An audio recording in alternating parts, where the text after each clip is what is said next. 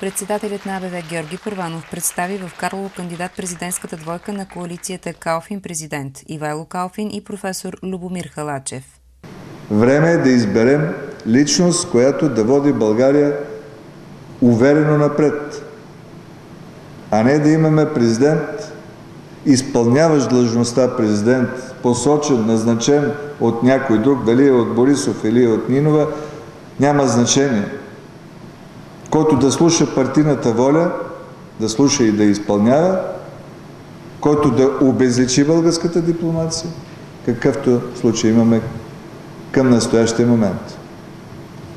Ние предлагаме на вашето внимание личността на Ивайло Калфин като кандидат-президент. По-добрият президент, казвам аз.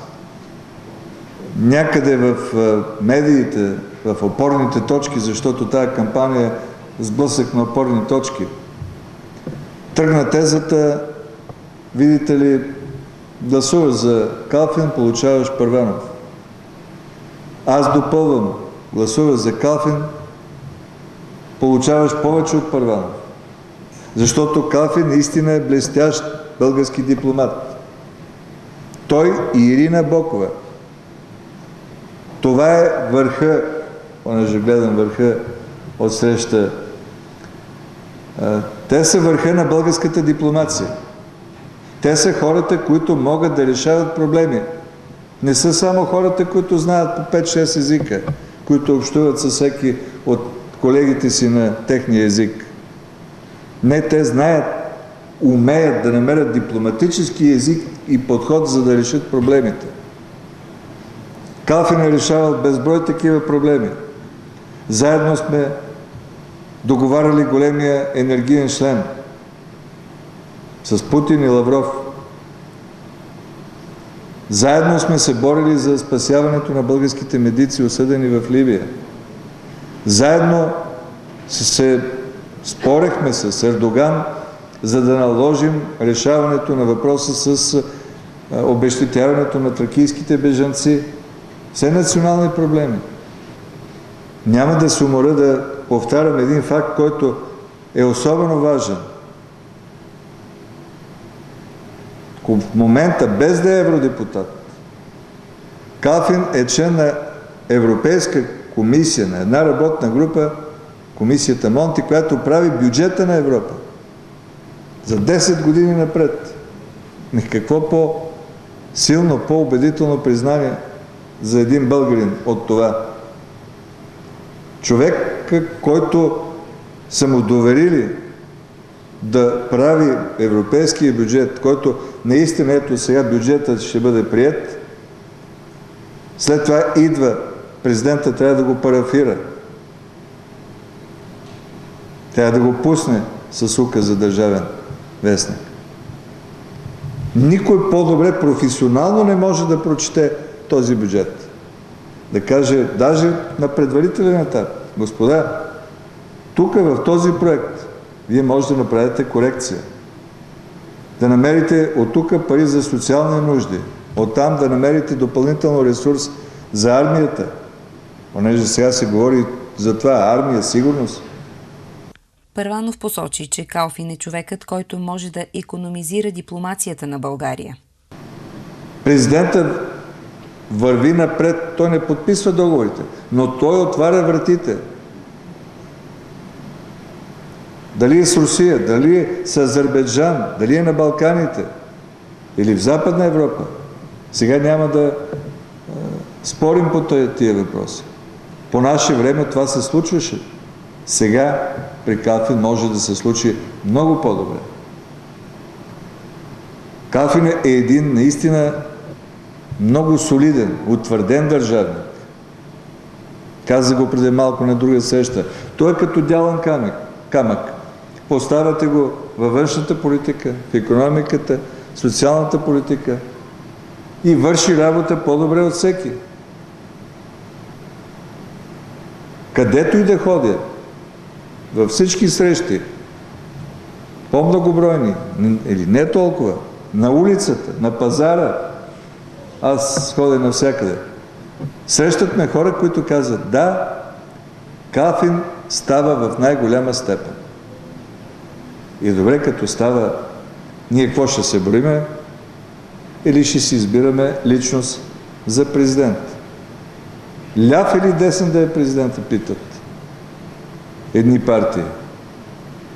Аз питам, може ли политиката на отбрана да бъде лява или дясна? Може ли външната политика да я делиме на лява и дясна? Ще дойде време, парламентарни избори, ще се преброим, но нека изберем държавник, който ще ни обединява, а няма да ни разединява. Освен това, стана ясно, че като върховен главнокомандващ, президентът трябва да умее и да покаже откъде може да се намерят повече средства за бюджета на армията. По времето на Първанов парите за отбрана са били 2,46 от брутния вътрешен продукт, а сега са едва 1,23. Първанов посочи още, че ако Калфин бъде избран за президент, България ще спечели и възможността да си върне енергийните проекти, които носиха милиарди инвестиции и хиляди работни места. Той може да отиде още утре в Москва и нещата да бъдат отново на дневен ред, да тръгнат. Той би могъл да докара и други инвестиции, да създаде работни места в много други райони. Би могъл да даде своя принос в общоевропейското решение по имигрантския въпрос, защото хубаво да има и ограда, добре да има и военни, които да пазят нашата национална територия, но решението е дипломатическо. Там, на място в Афганистан, в другите столици от този размирен регион трябва да се намери решението и Калфин би могъл да го направи много по-добре от всеки друг. Калфин си поставил за цел като основен приоритет демографската криза, продоляването и като министър още той набеляза серия от неща, една специална стратегия беше изготвена по негово време, която позволява наистина по-различно здравеопазване, инвестиции в образованието, което трябва да се промени качествено, за да може нашите млади хора да се обучат добре и да останат да работят тук в България, както и да върнем онези, които вече са в чужбина. Но това ще стане не с патриотични призиви, а с реални работни, при това високо квалифицирани работни места.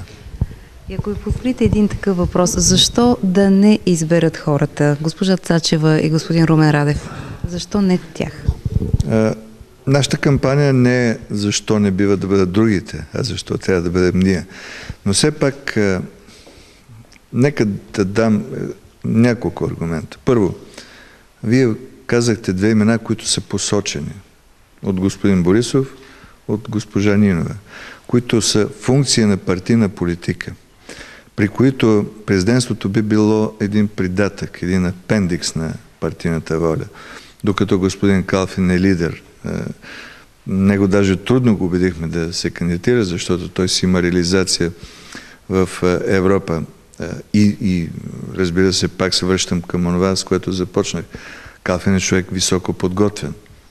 Той е с класа над неговите конкуренти и те затова бягат от дебат.